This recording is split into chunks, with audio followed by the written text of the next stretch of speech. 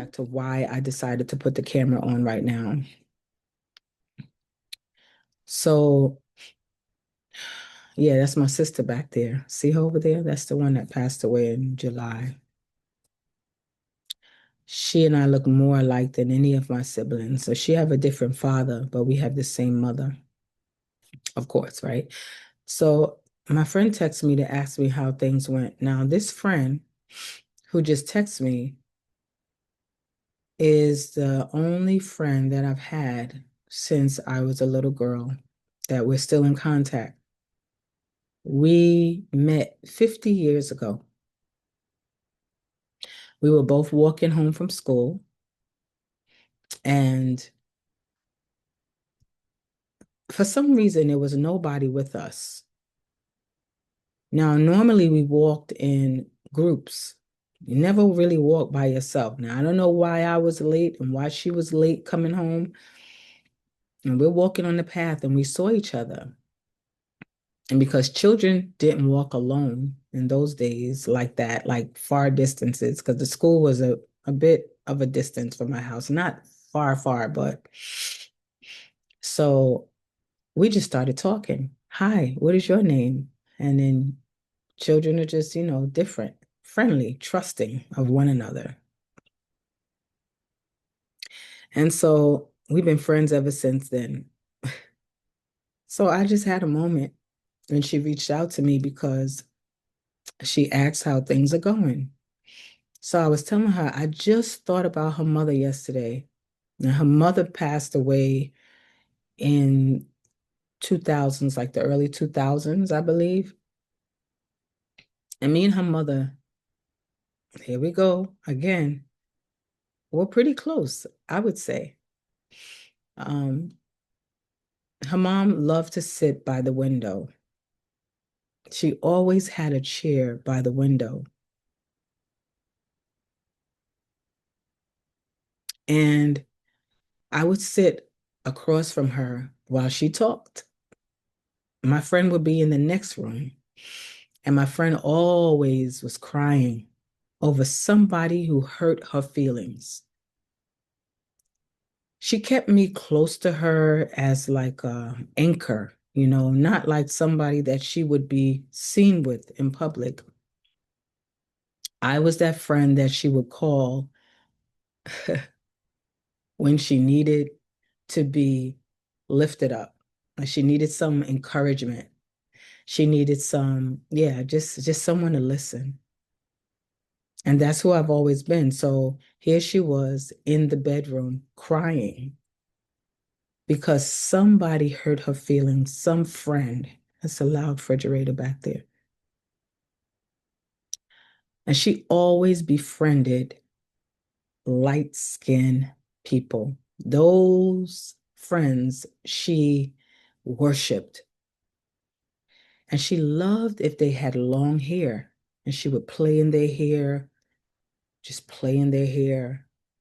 And she was kind of like Celie from The Color Purple. Very dark skin, wide nose, beautiful, bright smile. Um, she had something wrong with her teeth, but she loved to smile wide anyway. Like they were discolored, but it didn't stop her from smiling. I used to always call her apple cheeks because she had these cheeks, right? But she was always hurt because she always wanted to be seen and accepted by these light-skinned friends. So I remember sitting with her mother many times in the next room across from hers, and her mother would say, I don't know where she got that from. She didn't get that from me. And her mother was her mirror. Her mother looked just like her, but she was much bigger. She had like really big breasts.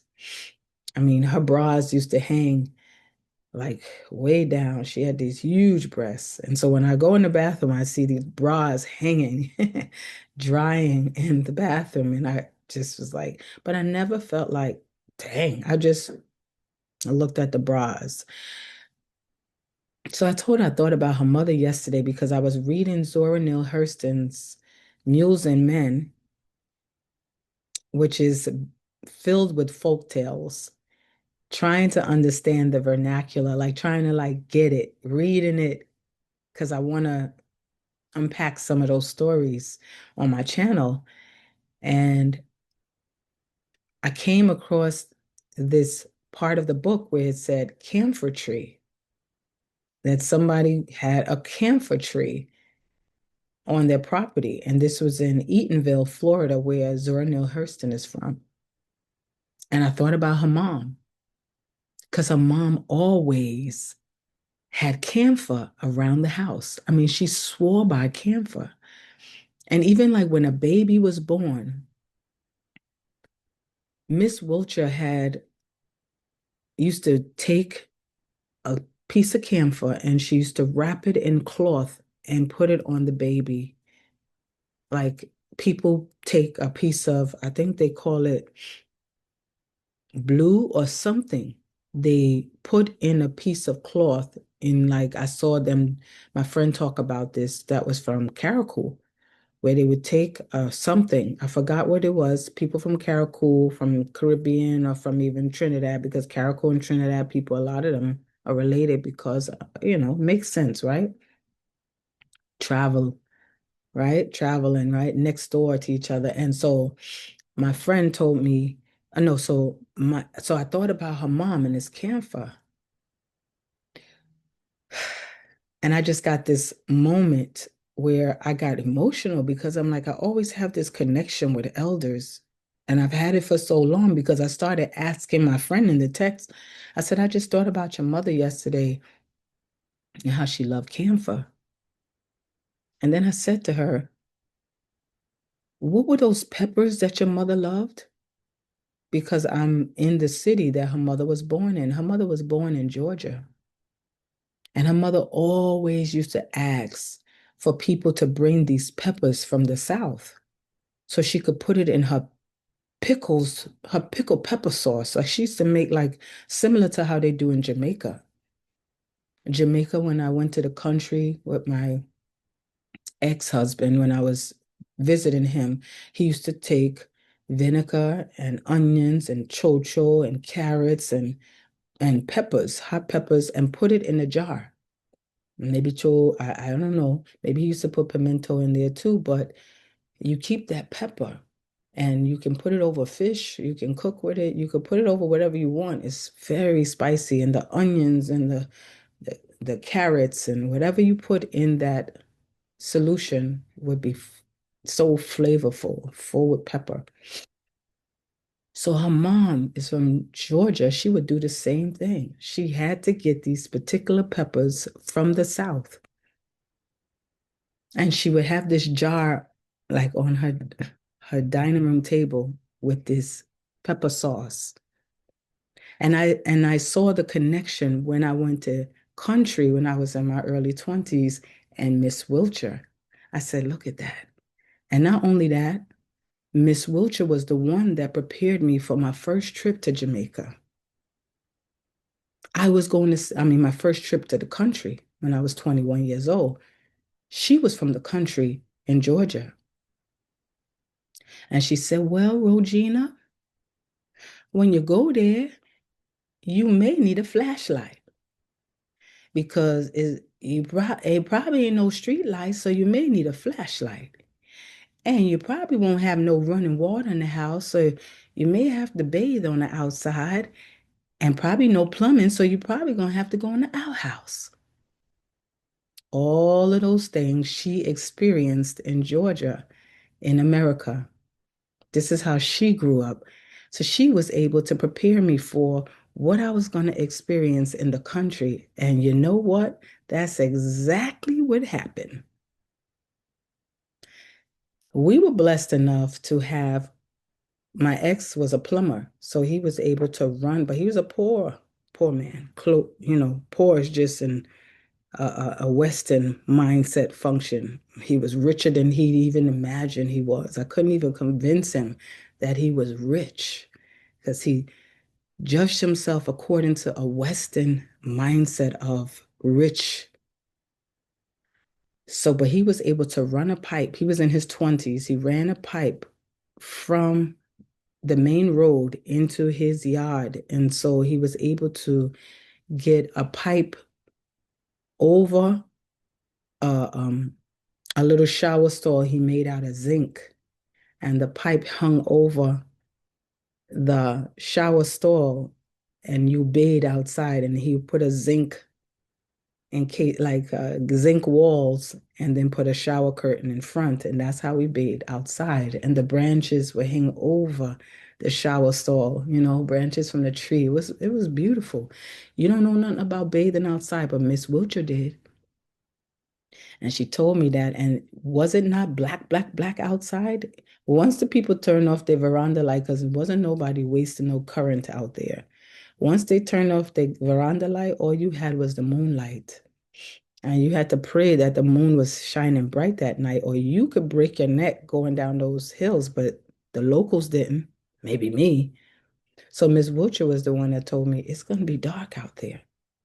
And sure enough, when she said you may have to go to the bathroom in the outhouse, yes, he had an outhouse. So rest her soul.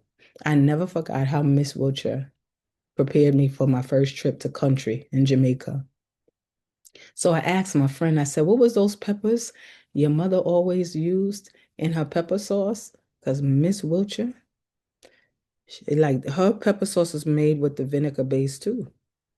But she would not make it with just any pepper. It had to be the peppers that she got from home. And she only used one flour. The flour, I won't even mention it because it's like I'm promoting that flour brand, and I'm not going to do that. But it's a flour brand that you can only find in the South. Miss Wilcher always asked somebody to bring that flour down when they came from the South.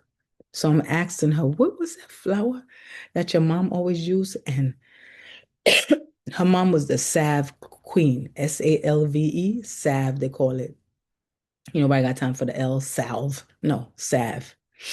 So what happened, and people probably would say, oh, well, the L is silent, because that's how people are. They always trying to correct you. Ain't got time for that. So anyway, Miss Wilcher used to always have these little jars of salve. Always did. Always has some kind of balm or some kind of concoction and a little, I'm trying to find that something to like look like a little container or whatever, but I can't find nothing. But anyway, she always had a little brown jar with some kind of salve for something. So I remember one time I had this rash on my leg, and this rash would not dry up. Would not dry up. And the doctors kept giving me all kind of cream and ointments. I finished the ointments and the creams, and it still wouldn't dry up. Told Miss Wilcher about it. She took out her salve. She dabbed it, cleaned it. I won't even tell you what some stuff that they used to have the bottles of Tingde, and they used to say that it cleaned all these different bacterias and stuff. And she told me the bottle used to say that, but she took the cotton ball and she dressed it. I used to go to her all the time, daily, so she could dress my wound until the thing dried up. These are the things we used to do. We didn't rely on this modern stuff. We knew that the earth and the we could go out in the backyard, pluck stuff, pick stuff, and make our own stuff to take care of ourselves better than any medicine could ever do. Because nothing they gave me for my leg worked except Miss Wilcher salve and the other stuff she used to use to dress my wound, which I won't mention because I ain't promoting nobody else's stuff. But she knew how to work that thing till it dried up. So I'm asking my friend, okay, what kind of salve was it that your mother used to always get from the South? Because I live down here now. So I'm like, oh, let's see what she knew. She's a country girl, country girl. And another thing, I was living in New York when she passed away. And by that time, Miss Wiltshire had went back south. She had already moved back down south because New York got too crazy. She left the South for a better life. And then when crack came in, ran her right back down south.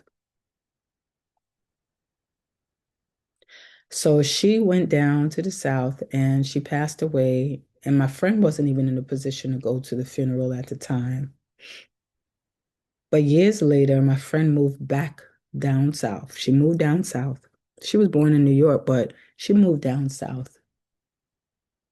And I remember I was visiting her because I lived down south at the time. I lived in Georgia because I've been back and forth. Trinidad, Tobago, Brooklyn, New York, Florida. I've been around traveling and living different places. So I remember this particular time I was visiting my friend. I drove down to South Carolina where she was living. And I remember her daughter said, I'm going to see grandma. So I said to her, where's grandma at? Because I knew she passed away. She says, oh, the gravesite is right there, right outside. And I immediately thought about when I used to go to country. I get all choked up. When I used to go to country in Jamaica and how they would bury their dead in the yard. And I said, wow, like I automatically connected. Like, look, Miss Wiltshire is right there. I went outside with her granddaughter, and the cemetery was right behind the community she lived in. Ha. So I went and paid my respects and I talked to her. But the reason why I get emotional because I realize I have this connection. I've always had this connection. These are the things that we know outside of books. We know outside of reading about it. There are things that we know that are in us that we cannot deny this connection we have to the other side. These gifts that we have that nobody talks about that we need to do something about. Our dead are buried so far away from us, so far away from us, and that's not our culture. So meanwhile, you have so many of us that are depressed. Why are we depressed? Because our dead are far from us. Because our dead are buried so far away from us, and that is not the way it's supposed to be.